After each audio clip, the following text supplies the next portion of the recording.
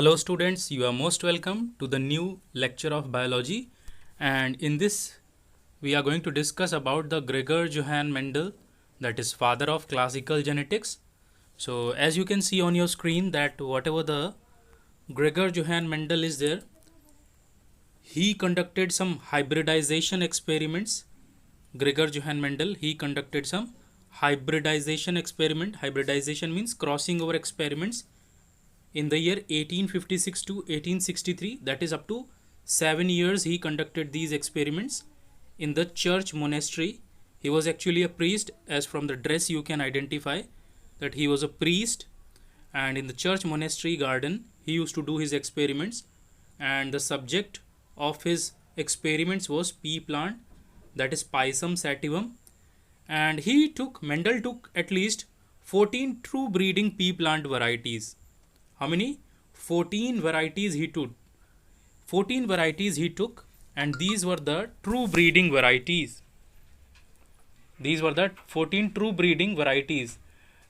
Whatever the results it used to give, they were the same in all the generations. So this was the concept of it. Let us talk about. So he considered 7 contrasting characters. What he considered? 7 contrasting characters he considered, and these were, the first one is flower color. You can see the flower color concept he took, this character he took, and he crossed the purple color flower plant with the white color flower plant. Purple color plant he crossed with the white color flower plant, and the result was that the offsprings had purple color flowers. Offsprings had purple color flowers. Okay. So hope it is clear that whatever the Mendel was there, he was taking 2 plants. He used to take 2 plants. Suppose this is one plant, and this plant used to have the purple color flowers, and another plant he used to take white color flowers. And when he used to cross pollinate both of the plants, suppose one plant he used to consider as male, another plant he used to consider as female, and when he used to cross pollinate them, then what used to happen? Whatever the seeds used to be formed in this plant, and when these seeds whatever these seeds were there, suppose these are the seeds are there in the pea plant, these seeds which are obtained from the parent plant, when these seeds were grown, whatever the plant used to grow, it used to produce purple color flowers. So same way, whatever the flower position was there, suppose one of the plant he used to take which used to have the axial flowers. Axial means, you can see here, axial flowers on the sides of the branches, and terminal flowers on the upper portions of the branches. Whatever the crossing between them was done, the offspring used to get produced was having axial flowers. Okay, the offspring used to get produced was having axial flowers. Okay children, hope you are understanding that whatever the plants are there, suppose when the parent plants, 2 plants are taken, one of the plant is having the axial flowers on the axial branches. One of the plant is there, this is the plant, it is having the flowers on the axial branches, and one of the plant it is there, it is having the flowers on the terminal branches. And when they both are crossed, the offspring which is going to get produced is going to have the flowers on the axial branches. Hope it is clear. Same way with the seed color, one of the feature was taken, one of the characteristic character was taken, contrasting character was taken of the seed color. Like when 2 parents were taken, one was producing yellow color seed, another was producing green color seed. So whatever the offspring was formed was having yellow color seeds. Same way, other characteristics, pod shape, you can see this is the pod shape. This is the pod shape. When the inflated pod plant was having crossed with the plant which was having constricted pods, the offsprings were having inflated pods. Same way, the pod color, You can see here the pod color. Whatever the pod color is there, you can see here, this is the pod color. This is the pod color. So suppose the parents were there, one parent was having green color pod, one parent was having yellow color pod. So when they were crossed, the offspring was having green color pod. Similarly, whatever the parents which were having the seed shape of different type, like the round shaped seeds were there and the wrinkled shaped seeds were there in two different parent plants, whatever the offspring was formed by crossing over of them was having the round seeds. Means the wrinkled seed feature was now suppressed. It got suppressed. Same way with the stem length of the plant. Suppose the stem length of the plant was considered, one of the parent was having the tall stem, another parent was having the dwarf stem. Whatever the offsprings were formed by the crossing over of them were having the tall stem only. Dwarf feature was suppressed. Only the tall feature began to dominate. It was called as dominant feature. Is it clear?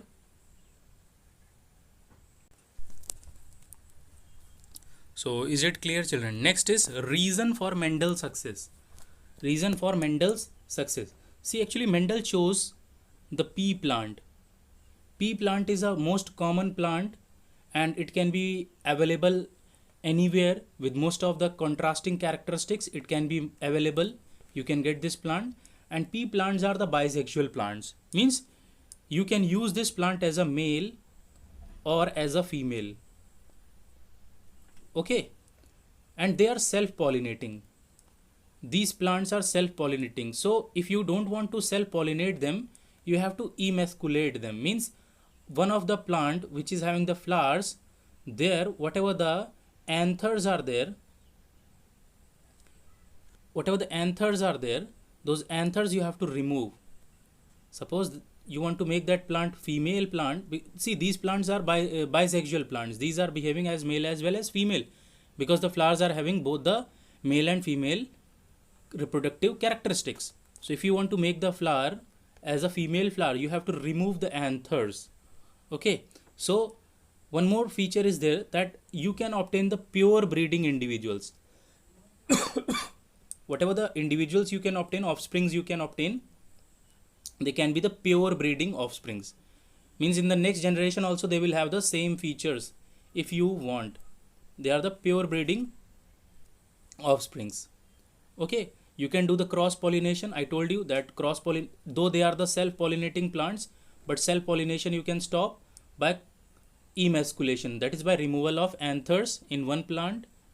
In another plant you don't remove the anthers, so from the next plant you can take the anthers, you can take the pollens from that plant which is having anthers, and you can take the pollens from the one plant and you can carry the pollens to the other plant which is not having the anthers, in which you have emasculated, you have removed the anthers, and you are using that second plant as a female plant.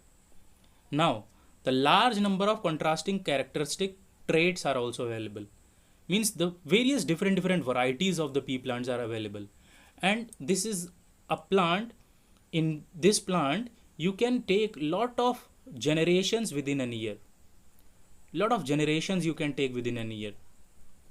In a year you can grow as much you can.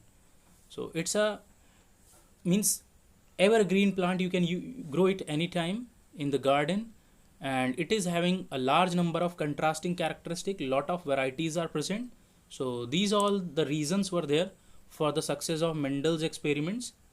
Okay, so now let us talk about the inheritance of one gene. See, studying the characteristics given by the gene of a contrasting characteristics or traits is referred as inheritance of one gene. What does it mean? That when you consider one gene contrasting character, suppose here you are talking about the gene of height. Suppose there is a gene and you are considering the gene of height. Okay, and this gene of height can have the two alleles, two features it can have, two contrasting characteristics it can have, two contrasting characters it can have.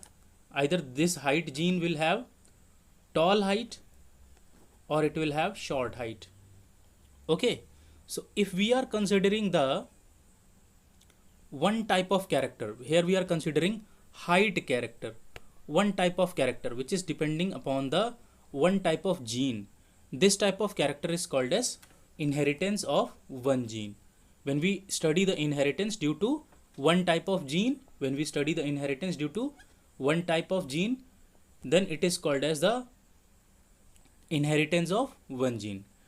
So to demonstrate, to explain this kind of the inheritance of one gene, Mendel took pea plants of true breeding varieties.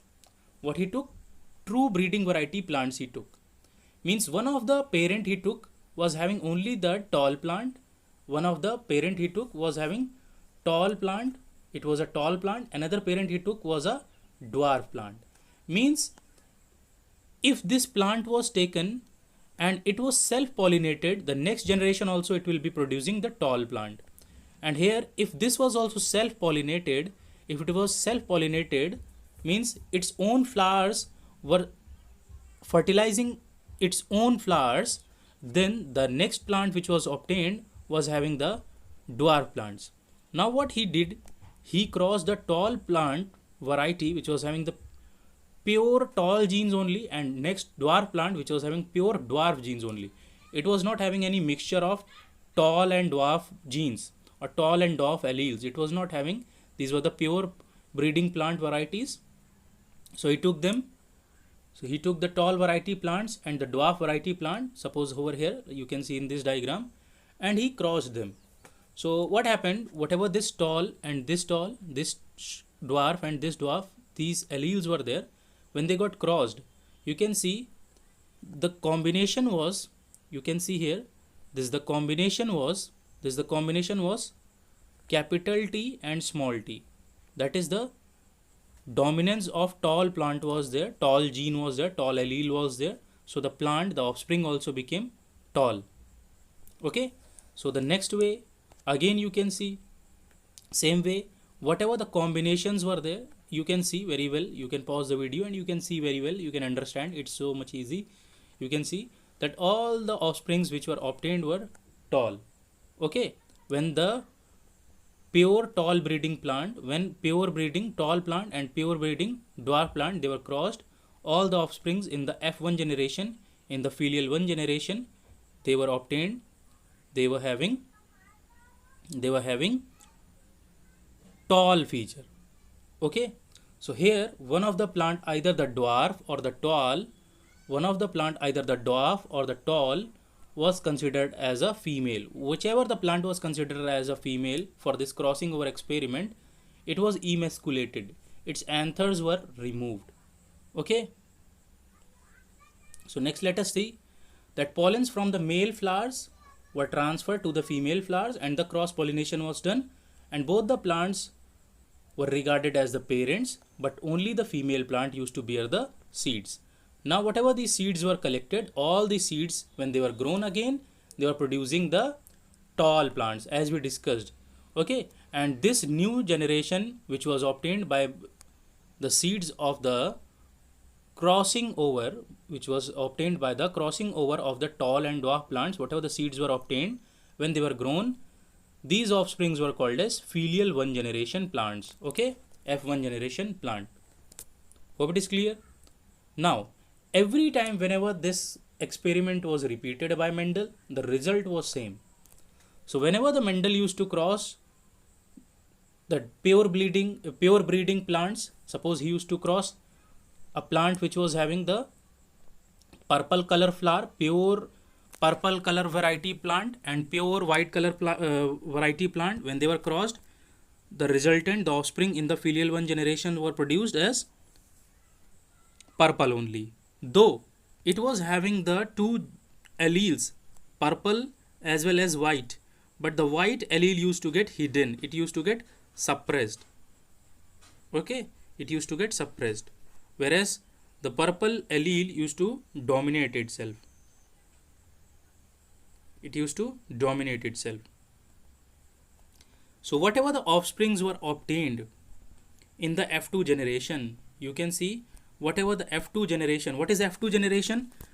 Whatever the F1 generation is there, in F1 generation all the plants were obtained, they were tall, though they were having the alleles of both the types, though the genes of them were having both the alleles, tall and dwarf or tall and short also, but whatever the dominance was there, it was of the tall allele.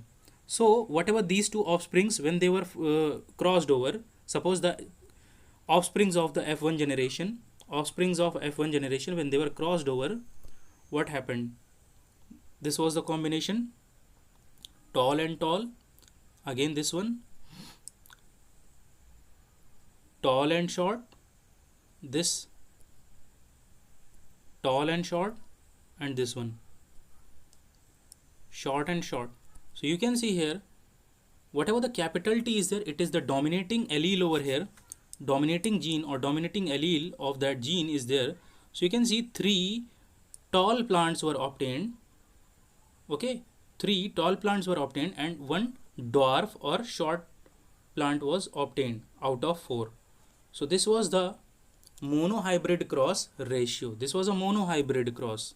One feature was only taken, that is the height feature or the color feature. Only one feature you have to consider at a time, that is a monohybrid cross. So is it clear? So such a cross in which only one pair of contrasting trait is available, in which only one contrasting trait is taken, that is a monohybrid cross. So Mendel proposed, where we were, let me repeat this one. Mendel proposed that the features passed from parents to the offsprings and the features which come from parents to the offsprings are called as factors. Factors means whatever the features from parents to the offsprings are coming, from parents to the offsprings, whatever the features are coming, those features are called as factors. And nowadays these factors are called as genes, means from the parents the genes go into the offsprings. In today's language we can call. Okay, now what is homozygous and heterozygous? See, Mendel suggested that in the 2 plants, one tall and one dwarf, both had alleles of similar like capital T and small t. Okay, suppose if you talk about the tall plant variety, it was having both the alleles similar, that is capital T and capital T. And if you consider the like over here, if you consider the tall plant, it was having the gene and both the alleles were same, capital T and capital T. Okay, capital T and capital T. If you consider the dwarf plant, it was having the gene of height, which was having 2 alleles, dwarf allele and dwarf allele, small t and small t. And when these were crossed, there was different combination, that is capital T, small t. Like over here, capital T, small t. Here similarly, capital T, small t. Here capital T, small t. So whenever the individual having the gene with both the alleles similar, when both the alleles are similar, this type of individual is called as homozygous. When both the alleles are similar, the individual is called as homozygous. Same here, like both the alleles are similar, here also this individual is also homozygous. Okay, this is also homozygous. But when both the alleles are different, you can see one allele is capital T, another allele is small t. So when both the alleles are different, this is called as heterozygous. This individual is called as heterozygous. Okay, as you can see, this is homozygous, this is heterozygous, this is also homozygous. Okay, when both the alleles are similar of a gene, it is homozygous, and when the alleles are different of a gene, it is heterozygous. Now dominant and recessive characters. See, whatever the Mendel told by the help of his experiments, among the two dissimilar factors, only one factor expresses itself, whereas one factor gets suppressed. You can see that whenever he crossed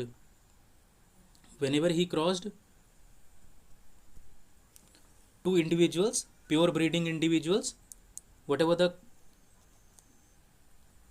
offsprings were formed like this,